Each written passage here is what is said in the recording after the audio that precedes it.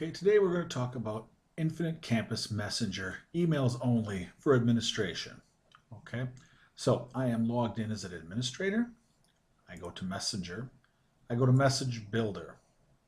Okay, the first thing I need to decide is, am I going to create a new one or am I going to view an old one? So under User, and this one will be for Gina, under User, these would be the templates I have. She also has access to other groups. The KHS office group, where she could share with her administrative staff at the high school other messages she's created, or she could save it to principals, which are all principals in the district.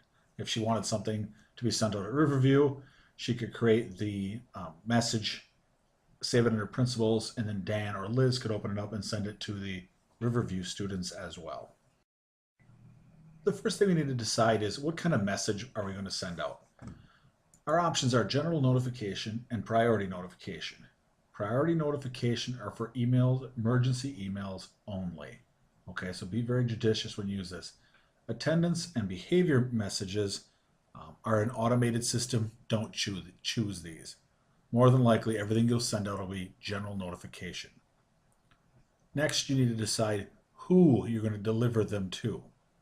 And 90% of the time, you're going to deliver them to student messenger contacts, and these would be the guardians and parents. And you'll choose one message limit because you don't necessarily want to send a message 3 times if a single parent has 3 students at the high school. This way they just get the one message. We don't have students in Infinite Campus with their emails, so choosing this option won't really work. Leave the enrollment filter as message only active students. This way if a student drops, moves to another school, those kind of issues, those parents or guardians won't get them. You don't want them to. Also leave the delivery message alone. We do have some ELL students we send Spanish messages to, but for the most part you won't have to touch that. The next thing you're going to choose is your save filters. We've taken the liberty of saving a filter under your group office called all students. And for now we're just going to use that. We're going to assume you want all students. We could create with a help desk ticket messages or filters for 9th grade, 10th grade, 9th and 10th grade, those kind of things, but that requires a help desk ticket. Our next option will be to choose a delivery method. Uncheck inbox. It's not like the inbox you're thinking of in Outlook. It's more of the process inbox that is in the bottom of Campus. Parents have the same process on the parent portal, but none of them go to it, so don't use it. So we're going to uncheck this. We're going to check email. Okay. When we click email, sender's email comes up. Now, I am logged in as Gina, so by default, laymanG@Kaukauna will be the email address that it comes from. If I want it to come from the KHS office or somewhere else, I can change this. Just make sure that it's a legitimate email address so that if parents just hit reply, that it comes back to somebody that can answer the question. More than likely, at the high school, they're going to choose KHS office. That is a legitimate email group, and it goes to all the administrators and all of the admin assistants. Next, you'll want to choose the message subject. So when they get the email, this will be in the subject line. For the pretense of this class, I'm going to just use conferences.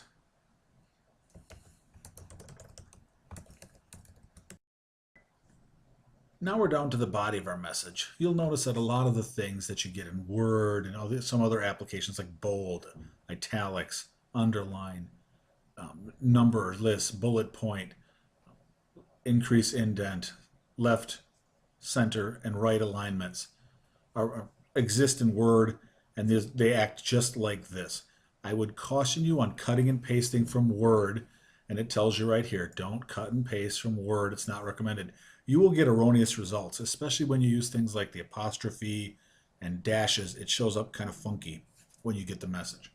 So we're going to start out with making a message.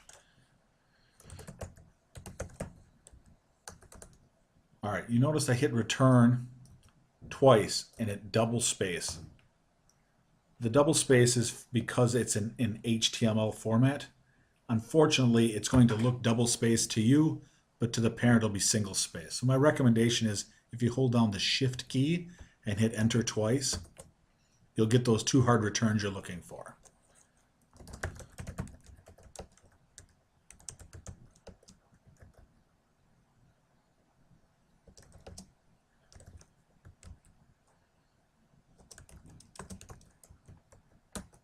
All right. At this point, I want to put these little bullets in.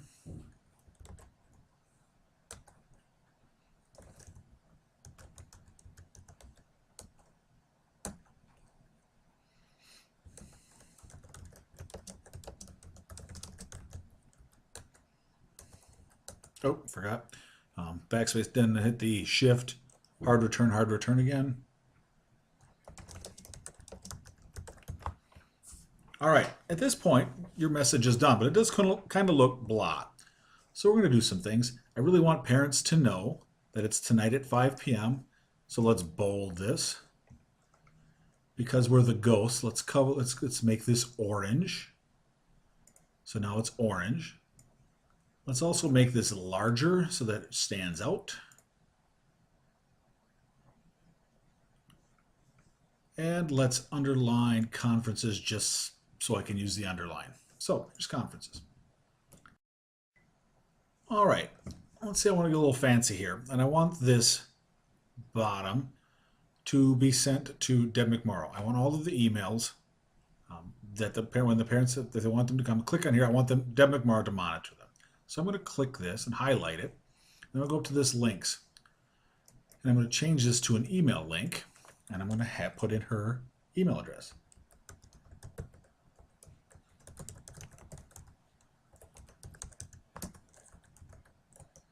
And in the subject line, so when they come in, she knows what this is all about. I can put in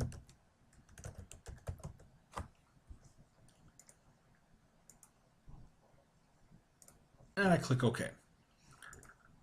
You'll see this becomes a hyperlink. Now this would help if parents got to the end, they wanted to have other questions. Say if you had other questions, click this link. If they click this, it'll automatically put in Deb McMorrow's name and their email, and it will put in the subject line of conferences automatically in there. Now parents can overwrite that, but it helps them all with it. All right, finally.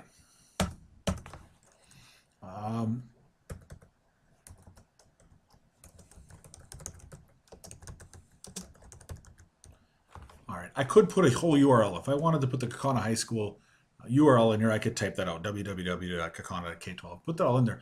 But say I want it to look a little cleaner. I want to just make this a hyperlink. Again, I highlight it. I click link.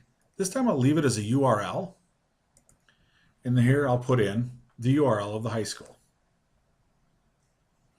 And target. Target means what do you want it to do? If I don't do anything, what will happen is when they click on it, it will automatically go over to the Kaukauna website.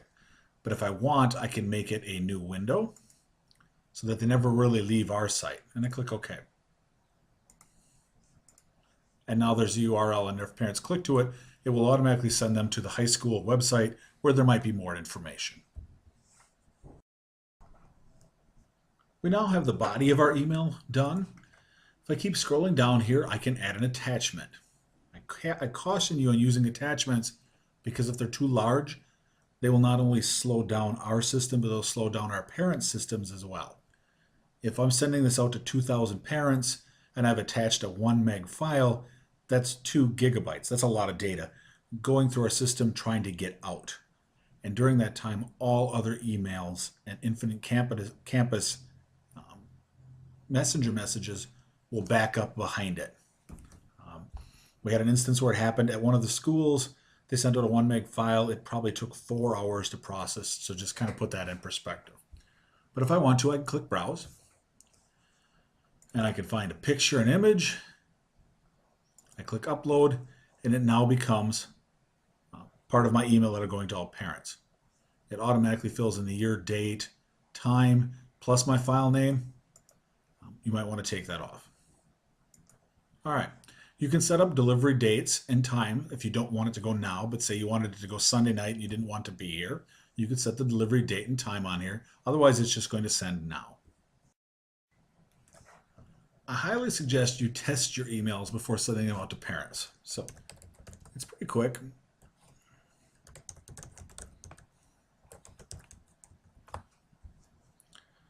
You put in your email address, you click send test, it tells you it's successful. As long as it's got a person, an @ symbol, a domain, a dot, and a com or a US, it will go. So if I look at the emails that I've received, I did get this email message. It looks like I want it to look. I'm happy with it. Perfect. I can close this. I could send this off to the KHS office staff and go, hey, be on the lookout. This message is going to go out. If you get some odd responses from parents, this might be what it's about. I now click I'm ready to send out. I click the preview and send. I see that it's going to go to the recipient count is 1,756. I notice that the email count is a little small, and that's because it's going to only send to that contact person once. So if there are multiple kids in the school, now it also takes into effect how many people have a registered email address on Infinite Campus. I can review the recipients if I want. I'll be honest, I never use this. You could uncheck people if you wanted to at that point. Sometimes you can look to make sure you got the right group of kids or the right group of parents, but for the most part, I don't go there. Next option is to click send message. Once you click that, you'll get an option, or you'll get a little box that says message sent successfully. I'm not going to do that because I don't want to send this out to all these parents. Finally, this is successful. I want to save this. I'm going to use this as a template. All my general emails, I'm going to send this out as my general email template. And the reason I might want to save this as that is because I've already created my, who it's going to go to. I've got all students. This is all here. I have the email checked. I've got the sender's email all set. The only thing I would ever have to do if I reopen this is change the subject and change the message. So I'm going to save this. Go to the top. I click save. I'm going to save this. You know what? I'm thinking that the KHS principals might want to use this once in a while. So I'm going to save this to KHS office. And I'm just going to call it general email. That way, anyone that sees this knows it's a general email and they can use it for what they want to use it for.